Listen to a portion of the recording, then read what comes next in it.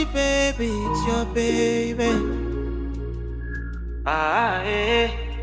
Mr. No.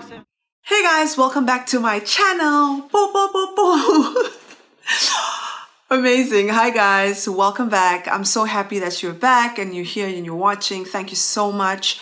As you know, my name is Kiba Bam. I have been in the retail industry for a very long time. My first business started off and I was selling handbags to my friends at uni. I just want to make it clear the purpose of my channel is to uplift small businesses who are interested in getting into big businesses, into big retail companies. I do run a consultancy. It's called Kiba Bam Consulting. One of my core services is, creating those linkages between suppliers who are ready to walk into a retailer and, supply their product. So welcome back to my channel. Make sure you subscribe. Make sure you switch on the notifications and share this video with your friends and family and entrepreneur friends and anyone in the industry who you believe should be listening to this. Okay, great. So today, guys, we're going to talk about, how to further refine your niche market. I just want to share, how I stumbled over my niche market. So unbelievable. I mean, I had started and failed at 5 businesses. I just want to make that clear. And every time I failed at a business, I learned a very valuable lesson of how to further grow a business. So my consultancy is my 5th business, and it's the first business that is actually making money, the first business that is creating impact in lives, the first business that is actually helping other businesses to solve a problem. All the other businesses that I started, I think, were very ego-focused, which is okay. When you're young, you don't know why you're in business. You just know that in your spirit that you want to be an entrepreneur, and you know that you have what it takes to be one.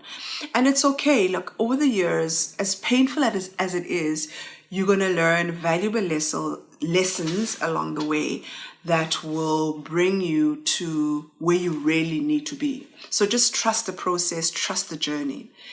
So how I stumbled over my niche, I attended a virtual event, all right? And at this event, I met a lady who was working for a government parastatal. And we just literally, I've never met her in my life. I've never seen her physically or touched her. Until today, I've never met her. But we just kept things going. We kept it friendly. We kept it, the communication open. So this one day, so the purpose of the event was to share, I think it was an event where Pick n Pay was invited to talk about the importance of certifications or whatever in the industry. And obviously that was my industry, and I, registered to be at the event. So the lady who was conducting the virtual event was the head of the department at the time. And I just want to make it clear to you guys how important it is to attend networking events. Sorry, I don't know why I can't talk today. Networking events, because there you're going to meet key players, key decision makers who are going to say yes or no to your business. Or at these events, you're going to have aha moments that are going to further help you to connect the dots, within your entrepreneurship journey. So I met this lady who worked for the USAID, and she was the head of department at the time for the South African umbrella. One of her accountabilities was to bring in suppliers from the SADC region, SADC, just Google what SADC means, the SADC region, into the South African market. So they had done all the groundwork, but where they were bumping heads was to being able to create relationships with suppliers coming out of Mozambique, Zambia, Swaziland, Malawi, Lesotho, Mozambique, and the likes, into the South African market. So I attended the event, and, we so happened to connect. Well, I emailed the lady to introduce myself, and I said to her, and I didn't know that they were looking for someone to assist them.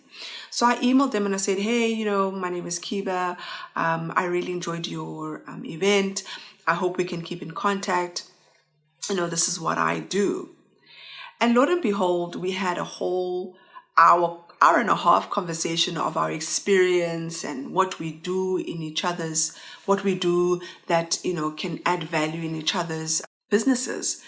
And she said, it so happens that I'm actually looking for a consultancy that can help us with this work. And I was like, you can't be serious. And that's where really my consultancy work took off.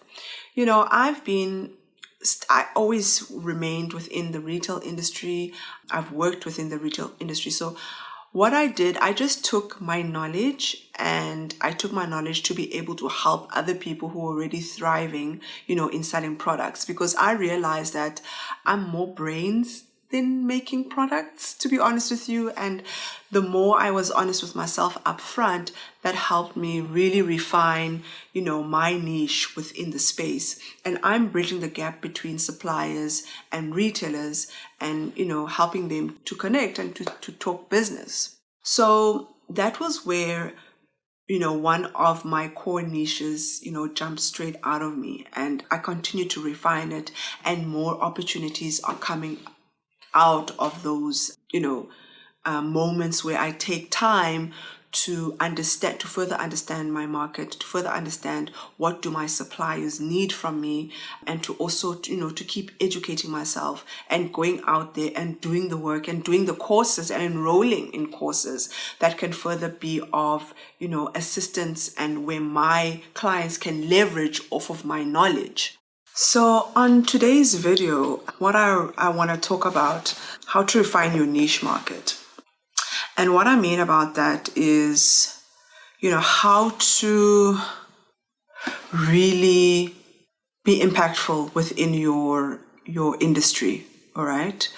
For me, it took me a while to understand that being an entrepreneur is a responsibility, because you are contributing to the bottom line of your country. I mean, it might not seem like that when you start off, but if we really are honest about your contribution, you're contributing to the, to the total, you're contributing to the economy, you're contributing to other people's livelihoods. So what I really want to talk about first is, as I said, my videos are always about, the retail industry and how we can be impactful in that space. So when I say to you, business is about solving a problem for another business owner, I'm talking in terms of, because remember, we're being very specific, we're talking about suppliers solving a problem for the retailer, suppliers solving a problem for an assortment, suppliers solving a problem for a buyer. And there's several problems that can arise, within the realm of a retailer or a buyer for that particular category. So when I say that your business is solving a problem, so perhaps, that buyer is having an issue with deliveries, or that buyer is having issues with quality, or, that buyer is having issues with a supplier not meeting the demand at all, like canceling orders. So when I say, business is about solving a problem for another business, you need to find a way of further understanding, that business that you're going into. So I know I made reference to some of my videos there where I said, if you can start finding a way being fed information by that department. So, and what I mean about information is like, what are they looking to do in their future?